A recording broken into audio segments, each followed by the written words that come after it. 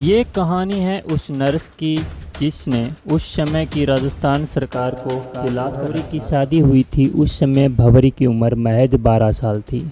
वह 1899 में भवरी को भी एक सहायक नर्स के रूप में नौकरी दिलवा दी। नर्स की नौकरी छोड़ शूटिंग पर जाने लगी।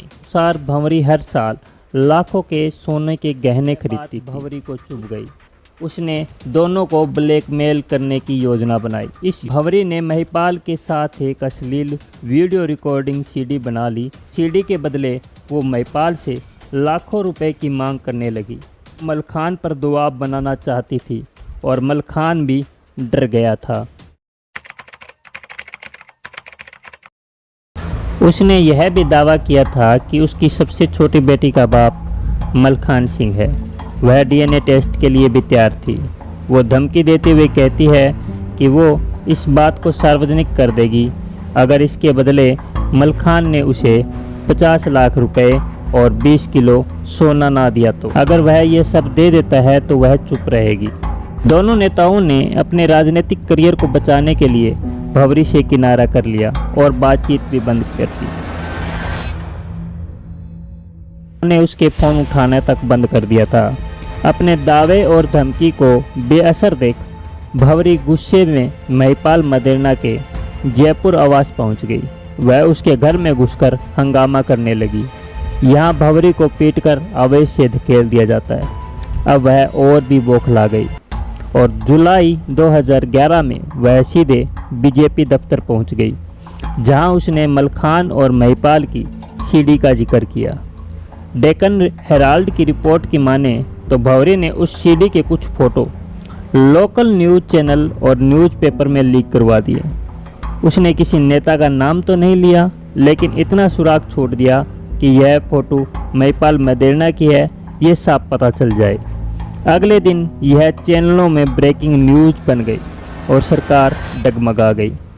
इसके बाद दोनों नेता घुटने के बल आ गए और उन्होंने भवरी से संपर्क किया और तीनों के बीच में एक डील हुई, जिसमें यह था कि सीडी के बदले वो भवरी को 50 लाख रुपए दे देंगे। महिपाल मदेरणा ने 2.5 लाख रुपए भवरी को एडवांस में दे दिए और महिपाल ने वादा किया कि 2011 के सितंबर तक वह बाकी पैसे दे देगा। भवरी अंजाम से बेखबर थी कि आगे उसके साथ क्या होने वाला है। भवरी ने अगस्त 2011 में अपनी कार मारुति स्विफ्ट को पैसे से ठेकेदार और मलखान के बुआ के लड़के को 4.5 लाख रुपए में बेच दी थी, जिसका नाम था सोहनलाल। सोहनलाल ने एडवांस में 50,000 रुपये दे दिए थे।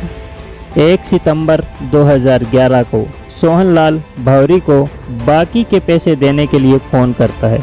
साथ ही वह यह भी कहता है कि सीडी के बकाया पैसे भी उसको महिपाल के करीबी दोस्त राजू भाई दे देंगे और सीडी चेक करके वो उसके बाकी के पैसे उसको दे देंगे। सोहनलाल ने भवरी को मिलने के लिए बिलाड़ा बुलाया। 1 सितंबर की दोपहर को भवरी बिलाड़ा के लिए निकल गई। वहाँ वह सोहनलाल से मिली। सोहनलाल ने महिंद्रा बोलेरो में भवरी को बिठा लिया और एक शख्स से मिलाया और उसका नाम था राजू। भवरी पैसे के लालच में जिसे राजू भाई समझ रही थी, वह मलखान का कोई दोस्त नहीं बल्कि मशहूर अपराधी शहाबुद्दीन था, जिसे भवरी से सीडी निकालने का काम महिपाल और मलखान ने दिया था। चलती बोलेरो में राजू भाई ने वह 52 मिनट की पूरी सीडी देख डाली और उस बोलेरो के ठीक पीछे एक मारुति स्विफ्ट चल रही थी, जिसमें राजू भाई का भरोसेमंद साथी बलदेव बैठा हुआ था। शहाबुद्दीन और सोहनलाल भवरी को घंटों तक इधर उधर घुमाते रहे, जिससे काफ़ी शाम हो गई और भवरी भी घबराने लगी और अपने पैसे की मांग करने लगी। उन्होंने भवरी के घर के रास्ते की तरफ न ले जाकर गाड़ी को एक अनजान सुनसान रास्ते पर मोड़ दिया। अब भवरी खुद को मुसीबत में पाकर चीखने चिल्लाने लगी। ये सब देखकर राजू भाई का यानी शहाबुद्दीन का दोस्त भी बोलेरो में आकर बैठ गया और इन तीनों ने मिलकर भवरी को सीट के नीचे दबा दिया और भवरी ऊपर ना आ जाए इसलिए तीनों ने उसे पैरों से दबाकर रखा, जिससे भवरी की कुछ ही देर बाद दम घुटने से मौत हो गई। भंवरी को मरा देख तीनों की हालत खराब हो गई।